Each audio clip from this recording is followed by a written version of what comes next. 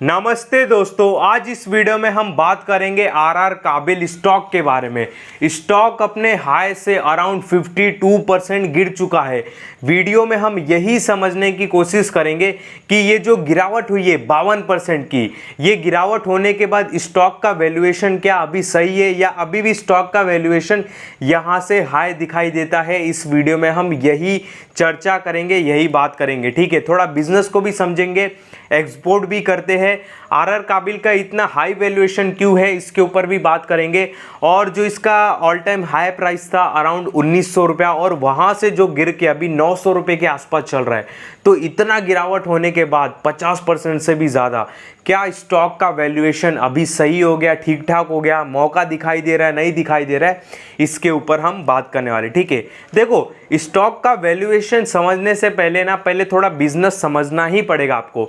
नहीं तो मैं सीधा यहाँ पे वैल्यूएशन आपको बताने जाऊँ तो आपको सारे सर के ऊपर जाएंगे। आप थोड़ा बिजनेस समझ लोगे ना, रेवेन्यू कहाँ से आता है, इनकी ताकत क्या है, इनके मतलब और भी चीज़ मैं आपको बताऊंगा कि क्यों इतना फेमस है ये, एक्सपोर्ट में इतना अच्छा धंधा क्यों कर रहे। ठीक है, ये समझाने की कोशिश करूंगा और उसके बाद फिर बाद में प्राइस के ऊपर भी मैं आऊँगा। ठीक है, यहाँ पे अगर देखो मैं बात करूँ, करंट मार्केट प्राइस चल रहा है 908 रुपये। आपको स्क्रीन पर भी दिखता रहेगा, सारी चीज़ें मैं दिखा, ये ओपन कर दूँ PDF ताकि और अच्छे से समझ में आए। देखो यहाँ पे जो अपना आरआर काबिल है, दो सेगमेंट में काम करता है। ठीक है, पहला सेगमेंट क्या है, मतलब दो जगह से पैसे कमाता है, वायर एंड केबल्स में। यहाँ पे जो आप स्क्रीन पर देख रहे हो ये वायर एंड केबल्स। ठीक है, दूसरा इनका अर्निंग का सोर्स है FMEG, नॉट FMGC, FMEG यानी कि फास्ट मूविंग इलेक्ट्रॉनिक गुड्स। ठीक है, ये जो फैंस वगैरह, आप कूलर्स वगैरह, LED light, street light, LED bulb और टेबल फैन दो देख रहे हो ना, इसको FMEG कहते हैं। ठीक है, यानी कि फास्ट मूविंग इलेक्ट्रॉनिक गुड्स। तो दो जगह से इनका रेवेन्यू आता है, एक वायर बेच के और दूसरा कहाँ से, दूसरा आता है ये FMEG प्रोडक्ट के इधर से। अगर मैं रेवेन्यू मिक्स की बात करूँ तो जो 87% के आसपास का धंधा है, ठीक है, वो वायर एंड केबल, मतलब इनका मेन बिजनेस क्या है, वायर एंड केबल का। और जो इनका ये वाला सेगमेंट है FMEG, यहाँ से इनको केवल 13% का रेवेन्यू आता है। ठीक है, तो ये रेवेन्यू हमने देख लिया। यहाँ पे अगर और भी चीज़ें हम बात करेंगे, यहाँ पे देखो स्टॉक कितना क्यों गिरा और स्टॉक का वैल्यूएशन अभी भी क्यों हाई दिखाई देता है। मैं आपको एक चीज़ बताने की कोशिश करता हूँ, क्योंकि देखो रीज़न क्या है ना, यहाँ पे अगर मैं पीयर कंपेयर में जाऊँ कंपनी के, तो पॉलीकैब जो इंडिया की नंबर 1 वायर एंड केबल की कंपनी, उसका PE कितना निकल के आता है, 41। वहीं पे आरआर काबिल इतना गिरने के बाद भी 50% के आसपास इसका भी PE अराउंड 40 निकल के आता है। समझ लो, तो समझो आप बात को, इतना हाई PE अभी भी क्यों है आरआर काबिल का, क्योंकि देखो इसका जो 27% रेवेन्यू है वो एक्सपोर्ट से आता है, ये तो है। ठीक है, अगर जो, हाँ, और जो मैंने आपको रेवेन्यू बताया ना, जो 87% इनका रेवेन्यू, यहाँ पे मैं PDF में भी दिखा देता हूँ। ये देखो यहाँ पे देखो, ये जो 87% रेवेन्यू आप देख रहे हो ना, ये वायर एंड केबल से आता है। और उस 87% में से जो 27% का रेवेन्यू है वो एक्सपोर्ट बिजनेस से आता है। और ये एक्सपोर्ट बिजनेस में काफ़ी माहिर हो चुके हैं, काफ़ी अच्छी पकड़ हो चुकी है, और इसके वजह से 10% का मार्केट शेयर रखते हैं wires and cable export from India. मतलब इंडिया में जितना भी एक्सपोर्ट होता है वायर्स एंड केबल बाहर कंट्री में, ठीक है, उसमें ये 10% का मार्केट शेयर रखते हैं 10,000 करोड़ की मार्केट कैप पे, जो कि काफ़ी अच्छा नंबर निकल के आता है। ठीक है, और देखो इसके रीज़न क्या है कि आरआर काबिल is one of the India largest exporter है, मतलब वायर्स एंड केबल का। रीज़न यही है कि इनके पास ग्लोबल सर्टिफिकेट काफ़ी है, दैट्स वाई इसके वजह से इनको प्रोडक्ट सेल करने में दिक्कत नहीं होता है। यहाँ पे मैं दिखा देता हूँ, देख सकते हो 37 इंटरनेशनल प्रोडक्ट सर्टिफिकेट, यूरोप का हो गया, फिर कनाडा का हो गया, इंडिया का हो गया। ठीक है, यूरोप, ग्रेट ब्रिटेन हो गया, USA हो गया, जर्मनी हो गया। तो ऐसे इनके पास ग्लोबली सर्टिफिकेट है, large number of global certificate enable to export to multiple country. मतलब सर्टिफिकेट होने के वजह से ये एक्सपोर्ट कर पाते हैं, बाहर कंट्री में बिजनेस कर पाते हैं, और इसके वजह से इनका 27% रेवेन्यू बाहर से आता है। और जो इंडिया का एक्सपोर्ट मार्केट है वायर एंड केबल का, उसमें 10% का मार्केट शेयर रखते हैं, जो कि काफ़ी अच्छा नंबर निकल के आता है। ठीक है, अब यहाँ पे बहुत लोग बोलेंगे हाँ, और हाँ एक और चीज़ बता देता हूँ, 72 कंट्री में ये एक्सपोर्ट करते हैं। नॉर्थ अमेरिका, यूरोप हो गया, मिडल ईस्ट हो गया, एशिया पैसिफिक हो गया, आप देख सकते हो, ठीक है। यहाँ पे देख सकते हो, ये देखो जो मैंने आपको बताया ना आंकड़ा, export of revenue operation 27%, 10% market share of wire and cable export from India, देख रहे हो। R Kabel is the one of the India largest exporter of wire and cables from India with 10% market share of the export market, ठीक है। Returning B2C export, direct sales, distribute, ठीक है। बहुत सारी चीज़ें हैं, ये हो गया। थोड़ा आप सुन लो, मैं आऊँगा कंपनी के ऊपर भी, बहुत लोग यहाँ पे बोर होते रहेंगे। यहाँ पे देख सकते हो, इनके बोलने का है मतलब ये है कि हमारे पास 4,54,000 से भी ज़्यादा इलेक्ट्रीशियन है। 3.9K यानी कि अराउंड 4,000 के पास इनके पास डिस्ट्रीब्यूटर है, जो कि काफ़ी अच्छा बात है। डीलर्स की बात करें तो 4,000 के आसपास है। रिटेल्स कस्टमर की बात करें तो 1,44,000 है। Presence on recognised e commerce platform, ठीक है। ये सारी बातें हो गई। देखो हमने अभी क्या समझा, रेवेन्यू सेगमेंट समझा, एक्सपोर्ट से अच्छा खासा रेवेन्यू कमा रहे हैं, मार्केट शेयर 10% का है।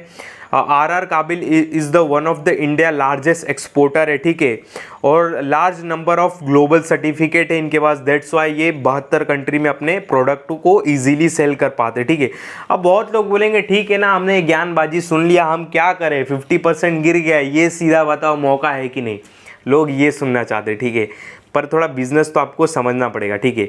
तो देखो ये मैं आपको इसके लिए सारी चीज़ें पता है, ताकि हम नेट प्रॉफिट पे जब कंपनी के आए, रिजर्व पे आए, तो आपको थोड़ा कॉन्फिडेंस आए कंपनी पे, ठीक है। मैं जब नंबर्स बताऊँ ना कि इसका रेवेन्यू जो रेवेन्यू ग्रोथ है ईयर ऑन ईयर 9% का है, 4th लार्जेस्ट प्लेयर है वायर एंड केबल में, Polycab, KI industry, Finolex cable के बाद एक खुद का अलग ब्रांड है, अच्छी खासी मार्केट में पकड़ है, अच्छा खासा ये प्रमोशंस करते हैं।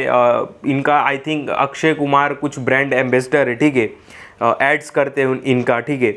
तो ये सारी चीज़ें हम जब जानते हैं ना, और यहाँ पे मैं आपको ये चीज़ें दिखाऊंगा, लास्ट 3 ईयर का सेल्स ग्रोथ 34% का, तब इसकी वैल्यू आपको समझ में आएगी, ठीक है। तब आपको इसकी गिरावट से डर नहीं लगेगा जो प्राइस गिरा है।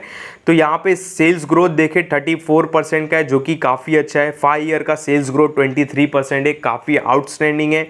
प्रॉफिट ग्रोथ काफ़ी आउटस्टैंडिंग है, 3 साल का बोलो, 5 साल का बोलो, 28%, 31%, कोई झंझट मारी वाली बात नहीं है।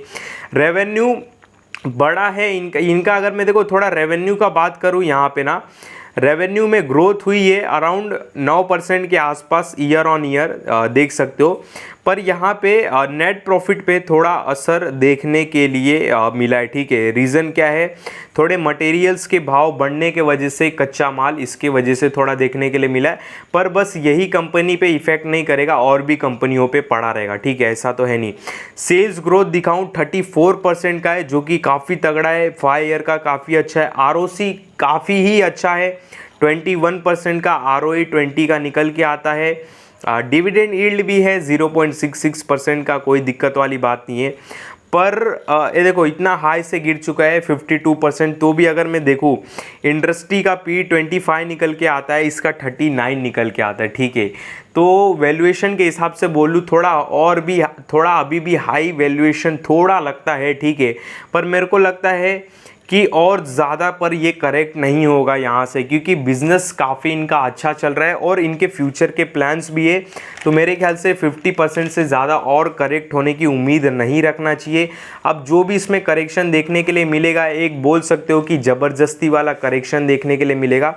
यहाँ पे आर काबिल का एक फ्यूचर प्लान्स भी मैं बता देता हूँ। नेक्स्ट 3 ईयर में 1,000 करोड़ का ये खर्चा करने के लिए सोच रहे हैं, इन्वेस्टमेंट करने के लिए। और ये जो FMEG इनका सेगमेंट है, जहाँ से 13% का रेवेन्यू आता है, फैंस वगैरह जो दिखा है, यहाँ से इनको 13% का रेवेन्यू आ रहा है।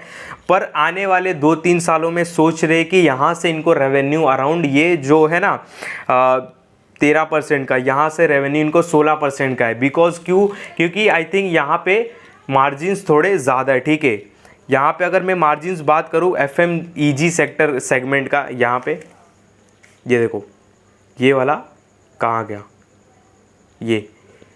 ये जो देख रहे हो ना FMGG, ठीक है, सेगमेंट, तो यहाँ से इनको 13% का रेवेन्यू आ रहा है, पर ये आने वाले समय में कुछ 1000 करोड़ का खर्चा करेंगे। बिकॉज रीज़न क्या है, इनको ग्रोथ अच्छी चाहिए इस सेगमेंट में। आई थिंक इस सेगमेंट में मुझे याद है जितना थोड़े मार्जिन्स अच्छे, ठीक है, इसके वजह से तो यहाँ से सोच रहे 16% का रेवेन्यू आना चालू हो जाए, जो कि काफ़ी अच्छी बात है। और कंपनी काम भी कर रही है। अगर कंपनी का मैं कैश वर्किंग इन प्रोग्रेस करूँ दिखाऊँ, 2022 में 43 करोड़ का था, 2023 में 44 करोड़ का, 2024 में 164 करोड़ और सितंबर में 130 करोड़। नंबर्स काफ़ी अच्छा है, इन्वेस्टमेंट बढ़ रहा है, अच्छे खासे रिजर्व है, डेप्ट बोल सकते हो, डेप्ट फ्री है ऑलमोस्ट, क्योंकि इनके पास अच्छा खासा रिजर्व यहाँ पे पड़ा है, ठीक है, कोई दिक्कत वाली बात नहीं है। और भी कुछ देखने लायक नहीं है, ठीक है।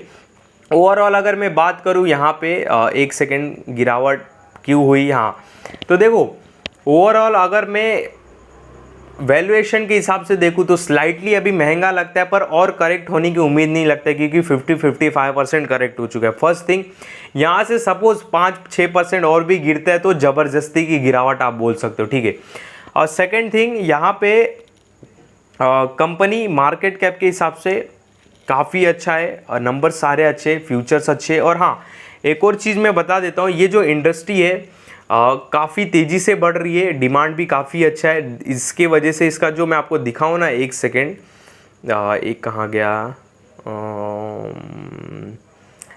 इंडस्ट्री भी थोड़ा समझ लो। हाँ, ये देखो, अगर इंडस्ट्री का साइज़ बताऊँ अभी 2024 के हिसाब से, तो अराउंड 84,000 करोड़ के आसपास का ये इंडस्ट्री निकल के आता है, ठीक है, केबल्स एंड वायर का, जो कि 12% के CAGR से बढ़ने का अनुमान है। और 2027 तक ये 1,20,000 तक इंडस्ट्री जाने की उम्मीद है, जो कि काफ़ी अच्छा और हेल्दी ग्रोथ दिखाई देता है इंडस्ट्री में, ठीक है। 12% का जो ग्रोथ देखने के लिए हमको मिल सकता है आने वाले समय में, जो ये इंडस्ट्री है वायर एंड केबल का, वो अराउंड 12% से बढ़ने की उम्मीद है। और 2027 तक ये इंडस्ट्री 84,000 करोड़ से अभी से लेके 1,20,000 तक जाने की उम्मीद है। और जाएगी भी भाई, डिमांड है, इतनी टेंशन वाली बात नहीं, जो कि काफ़ी अच्छा है, हेल्दी दिखाता है, एक इंडस्ट्री में ग्रोथ है, ठीक है, कोई भी टेंशन वाली बात नहीं है। बाकी ओवरऑल बात करूँ, कंपनी काफ़ी अच्छा है, टेंशन वाली बात नहीं है, अभी तो कंपनी में सब ठीक ठाक दिखाई दे रहा है। बाकी आप अपनी भी स्टडी करो, थोड़ी डीप करो। गिरावट इसके वजह से देखो ज़्यादा हुई ना, वैल्यूएशन की वजह से, ठीक है, हाई वैल्यूएशन था। और पॉलीकैब में क्यों नहीं गिरावट ज़्यादा हुई क्योंकि उनका वैल्यूएशन ठीक ठाक दिखाई देता है, क्योंकि वो नंबर 1 प्लेयर है ना। पॉलीकैब हो गया, KI इंडस्ट्री की बात करूँ तो हाई से 35% गिरा है, पॉलीकैब 39 गिरा है। जबकि ये जो अभी रिसेंटली जो अल्ट्राटेक एंट्री कर रहा है, ठीक है, उसके वजह से ये थोड़ा ज़्यादा गिर गया, नहीं तो पॉलीकैब नहीं गिरता था, समझे बात को। पॉलीकैब KI इंडस्ट्री इतना हाई से 39-40% नहीं गिरते थे, रिसेंटली अल्ट्राटेक के न्यूज़ के वजह से गिरा है, ठीक है। पर यहाँ पे मैं आपको यही बताना चाहता हूँ कि जो RR काबिल है, इसके लिए इतना ज़्यादा गिरा बिकॉज हाई वैल्यूएशन, और इतना गिरने के बाद भी पॉलीकैब के लेवल में अभी आके खड़ा है, ठीक है, समझ रहे हो। तो इससे ये समझ में आता है अभी भी वैल्यूएशन स्लाइटली महंगा है, पर और गिरावट की उम्मीद भी नहीं है, ठीक है। कोई कंपनियां रहता है वो हाई वैल्यूएशन ही उनको चाहिए, ठीक है, आप समझो बात को। यहाँ पे PE रेशियो में हम जिद नहीं कर सकते, ठीक है। यहाँ पे हम PE रेशियो, एक ही रेशियो को अगर पकड़ के रखें ना, तो सारा काम बिगड़ सकता है। आप बस बात को समझो, थोड़ा समझे, तो आप थोड़ा डीप स्टडी करना। हमने इस वीडियो में केवल बिजनेस का बात किया है, आप थोड़ा टेक्निकल लेवल पे, प्राइस लेवल पे स्टडी करना स्टॉक का। हमने टेक्निकल लेवल पे नहीं देखा, चार्ट पैटर्न के हिसाब से हमने नहीं देखा, ठीक है, तो आप उस तरफ से करना। बाकी बिजनेस नज़रिए से मैं बताऊं तो ठीक ठाक दिखाई देता है, ग्रोथ अच्छी दिखाई देता है, कंपनी स्ट्रॉन्ग फंडामेंटल है, कोई दिक्कत वाली बात नहीं है, ठीक है।